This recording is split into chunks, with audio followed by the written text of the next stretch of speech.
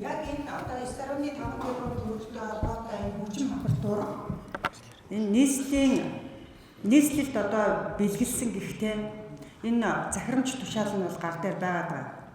Тэгэхээр энийг 9.5 тэрбум төгрөгийн тоног төхөөрөмжийн жагсаалтан ч энд байгаа. Тэгэхээр энэ дээр ажлын хэсэг гаргаж өгөөч ээ. Бүр ажлын хэсгийг би өөрөө ахалмаар байна. Бүр эрэг боолтоос нь эхлээд би бүгдийг гаргаж ирмээр. Тэгээ энэ яг хаана үнэн байгаа даа, хаана худлаа байгаа даа гэдгийг гаргаж ирмээр байна. Хэдийгээр энэ одоо зарим дарга нар хэлж явах шиг байна. Бараг үеийн өнгөрөөчлөө 10 жил болох гээд хэдэн жилч болсон байсан энэ тодорхой хэмжээний хэдэн удаа үн төлбөргүй хандиваар ирсэн байсан ч гэсэн нийслэлд өмчтэй авсан. Тийм учраас энэний ханаас эзэн байгаа гэдгийг мэдрүүлэх ёстой.